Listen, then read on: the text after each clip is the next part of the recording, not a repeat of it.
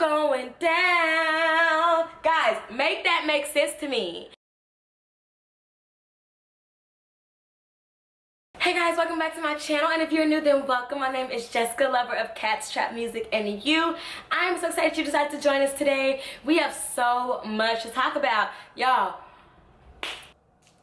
why is 50 Cent and Lil Wayne even got black women mentioned, like, in their mouths? Okay, like, black women have long left you guys in the dust, honey. Like, why are you bringing us up? Matter of fact, I don't even understand how Lil Wayne and 50 Cent even have a career at this point.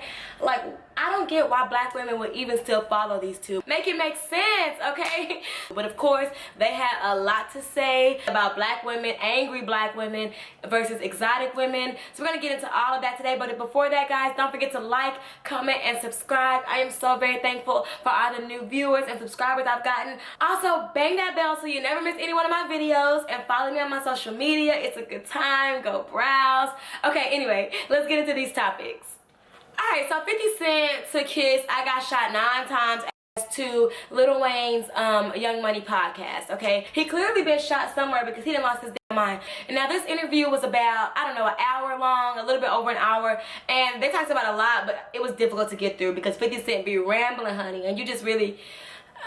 I just don't have no words for 50 Cent. So a few clips went viral here or there, but the main thing was 50 Cent presents WWE Angry Black Woman versus Exotic Women. It was just a mess, okay? Now guys, I have to say, I was not at all for a second surprised that this kind of conversation and this kind of rhetoric was coming from 50 Cent and Lil Wayne. Like, as soon as I saw this, when I saw them trending, I already knew what time they was about to be on. I already knew what type of time they was on. Like, I know 50 Cent and Lil Wayne, we've already known who they were long before this little podcast they got going on now. We know these two men, we know that they're colorists, we know that they hate the people they came from, and we know that they don't like black women. And we, as black women, have said, okay, boo, you got it. Stay over there with your exotics, and we good over here. But of course, they have to just...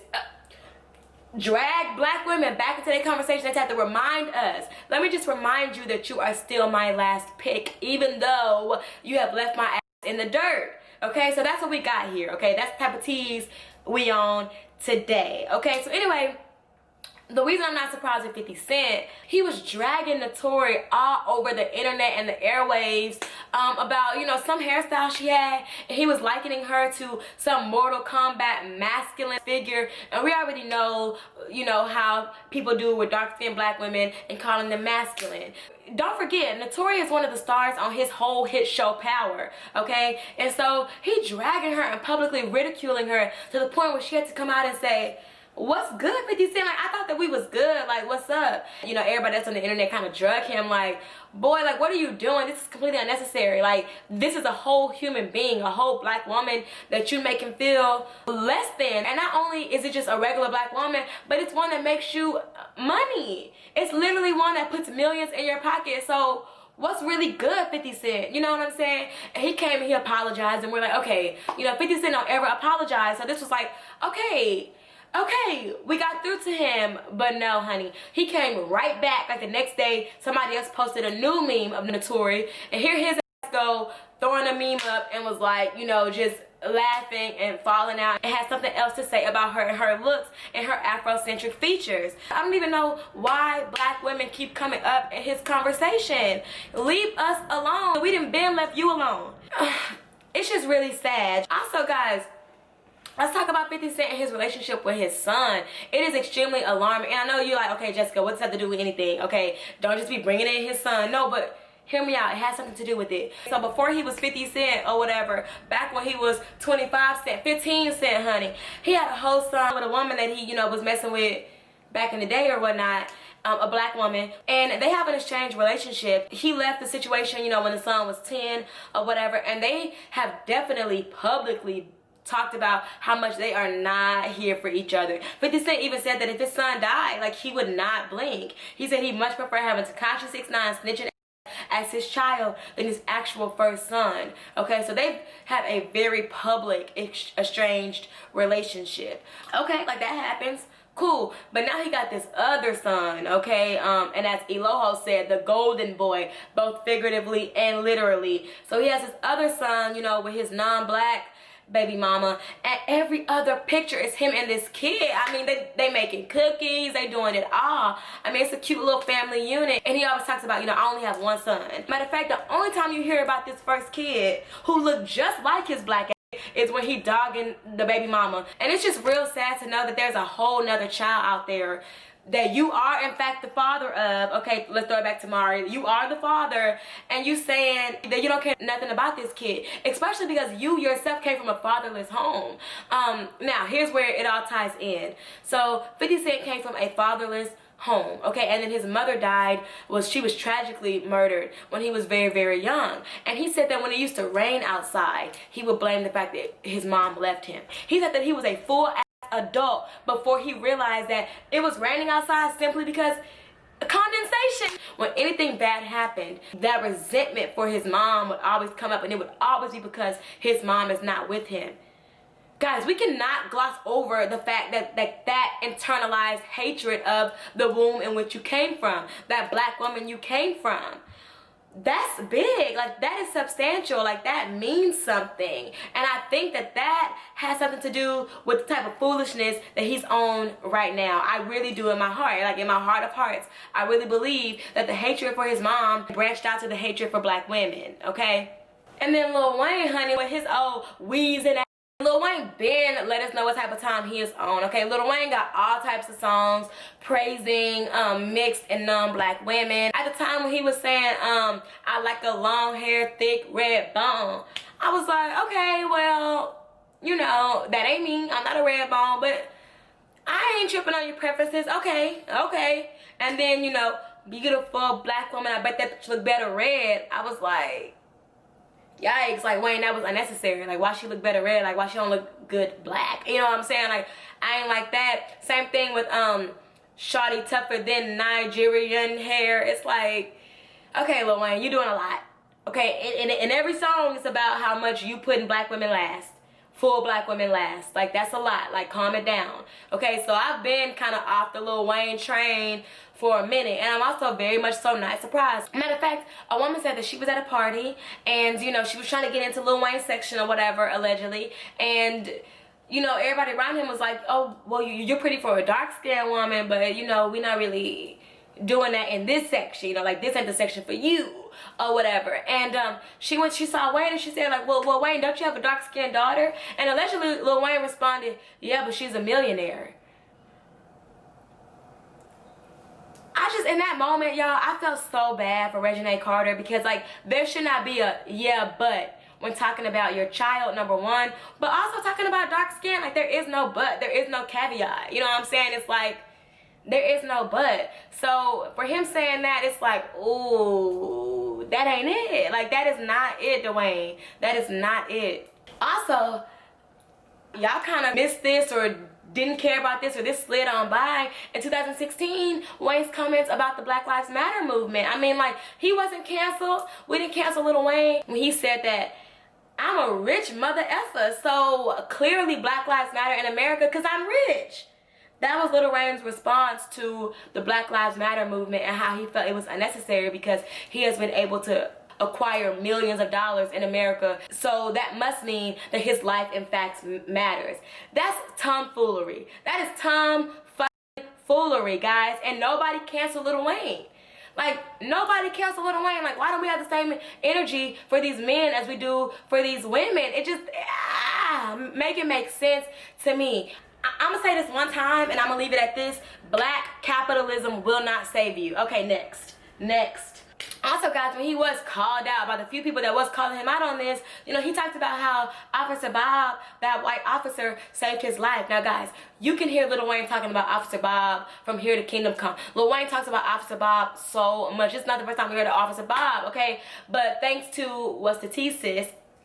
She let us know that Officer Bob, good old Officer Bob, was actually fired for racially profiling a black suspect. And using racial derogatory slurs and using excessive force and tasing this man excessively. So Officer Bob ain't even got no job, honey. Officer Bob don't even have a job because he is a racist. Good old Officer Bob. Yeah, he saved your life, but how many lives has he ruined? We don't even know. Okay, so Lil Wayne been off the radar, okay?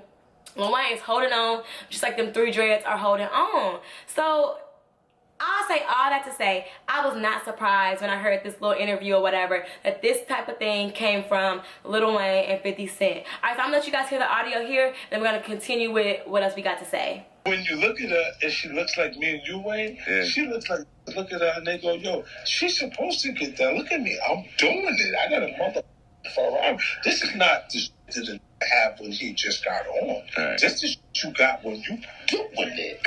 But you better get in fast while I'll still let you in. You see what I'm saying? Like, look at this shit, feel that energy is real. And then when they look, they see this foreign to them. Like, they met me, the girl, she comes from, her background is so different from theirs that he's like, what? So tell me how it was. Like, and it's so different that you pull up at her crib and they got the Ferraris there. They already got this shit there. You like, what the? Oh, okay. Okay, so now the Ferrari don't mean nothing. This they meant everything a minute ago doesn't mean anything because you like they got everything, they got it, they already had it. So you like, okay, cool. Now you look at her different, but guess what she wanted? She wanted the same thing the girl that looked like us wanted: instability. She wanted the same thing. It's just her circumstances made it feel like she wasn't conscious of it because she already had it. You see what I'm saying? And I look and I go, yo.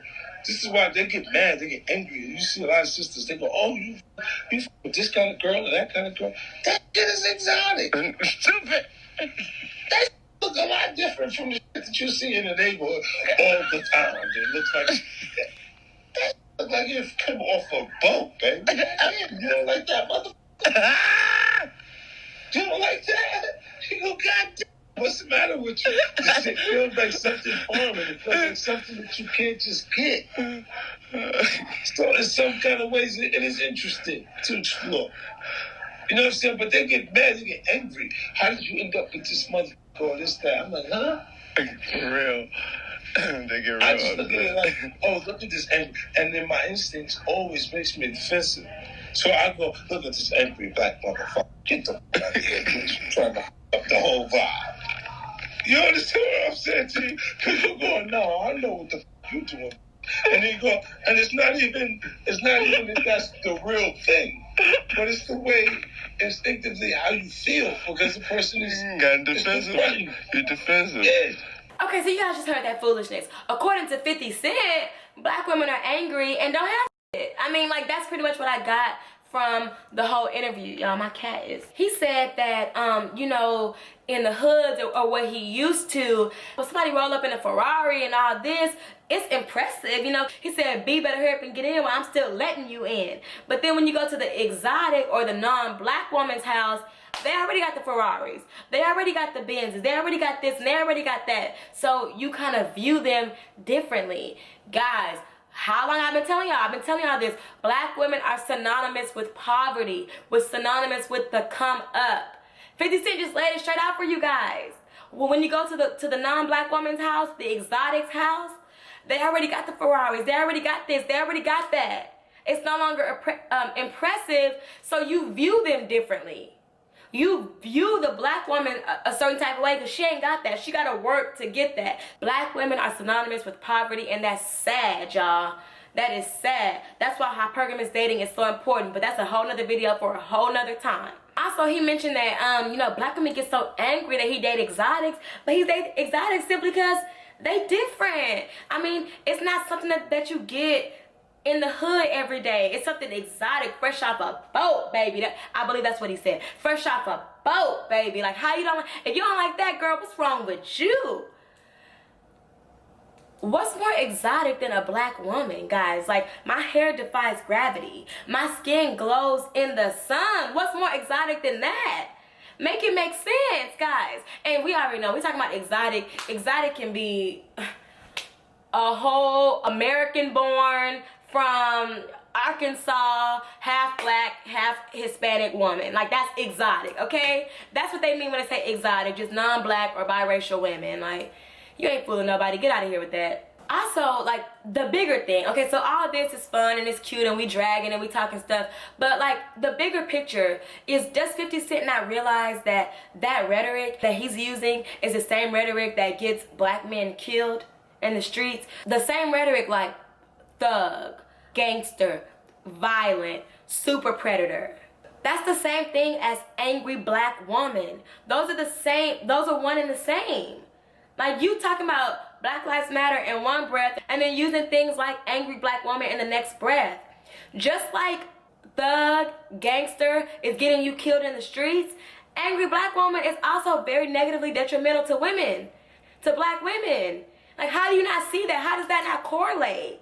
He's saying that it just is his instinct to say, oh, that's just an angry black woman trying to fuck up the vibe. Even if she's not an angry black woman, his instinct tell him that it is. That's not instinct, that's taught. That's taught rhetoric.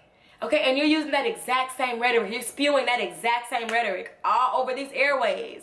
That is toxic. That's gonna like trickle down to young boys and girls. Like, do you not see the bigger picture? And you're bringing all these kids into the world. Like, make it make sense, guys. Make it make sense. But anyway, so there has been some response to this. Reginae responded, Lil Wayne's daughter, who would not even make the cut for the type of women that Lil Wayne would date. Okay, would not even make the cut. She responded and she said, what'd she say? Reginae said, I'm black, I'm beautiful, I'm enough, I'm exotic, I'm amazing, I'm one of a mother effing kind. No, oh. Now where my black beautiful queens at? Karen emoji, Karen emoji. Okay, so that's what she had to say about it. And I'm glad that she can uplift herself and her dark-skinned black mama can uplift her as well, because her daddy is definitely not doing it. So I'm glad that she has something to say. I mean, okay. Torrei Hart, so Kevin Hart's ex-wife, his black ex-wife before you guys know how they do. They have the black ex-wife and baby mama and then go do other things when they get to higher heights, okay? Because non-black women are seen as a status symbol. But anyway, so Torrei Hart, she has something to say. And basically, guys, she's been saying the same thing that we all been saying, that we know that you don't like black women. You've told us and you've taught us and you've shown us over and over and over that you don't like black women. That's cool. Keep that over there. But why do you have to bring black women down? Why do you have to constantly bring black women down to uplift the non-blacks? That's unnecessary. So that's basically what she had to say. And let's be real, guys. Uplifting other races of women is simply just uplifting their men, okay? It's saying that their men have given them stability, have given them a foundation, you know, have done all of this, and where they've seen as now this status symbol. That's all. When you uplift somebody else's woman, you're uplifting the man. So really what you need to be asking yourself is, what should I be proud of as a black man? Like, what can I say about myself and tap myself on the back? What have I done for my black women? But you know, that's another conversation. Anyway, so Torrei Hart was just saying, while you uplifting all these non-black women, do that. Handle that. Like, I've also dated interracially is what she said. But don't drag black women down in the process. And you know, she right, but you know she was married to Kevin Hart, who refuses to apologize for saying that dark-skinned black women have bad credit because he's a comedian, so he don't have to apologize. Good thing she got out of that, because you know, that's foolish. Anyway, 50 Cent's ex Vivica A has something to say. Honestly, I haven't even looked into what she said, to be honest, because it just broke before I made this video. But let me see. He just has such fuckboy tendencies, do you know what I mean? Okay. It's just like, when I read that, I was like, really? You would say that. Because you don't want anyone to challenge you or talk to you. You want somebody to sit over there and be a pretty little dog that you can just pay, right? Can't handle a black woman, can you? Hi, I'm Kara, and I love my vagina. So basically, Vivica was just saying that, you know, he can't handle a black woman. He can't handle a strong woman that's going to challenge him. He can't handle, and you know, that in itself is like a double-sided coin, because black women are always seen as strong and independent. Like, that tells our men that we don't need protection, and I'm not really here for that, because like, we are still women, you know what I'm saying? At the end of the day, like we're divine and we're feminine, and we're submissive. Black women are submissive. That is like not false, you know what I'm saying? Like that is not a myth or whatever. So But I see what she said. You know, 50 Cent don't want to be challenged. You know, he just can't handle it, you know, whatever. But girl, I don't care, to be honest. I literally don't care. And then last but not least, his girl, Cuban Link, went ahead and put her 2 cents in it. Girl, she could have just saved it. Saved it for the bus fare, honey, because we did not need that little 2 cents. And basically she said, girl, it's a mess. Don't worry, ladies. I already knocked him upside his big head. Happy birthday, my love. Alrighty then. Okay, Jessyka of the future here. So I totally forgot to record an outro, but tell me what you think about all this down below. Do you think that there's any salvaging Lil Wayne and 50 Cent at this point, or are they too far gone? Alright guys, have an amazing day. Don't forget to like, comment, and subscribe. Until next time, bye. Mwah.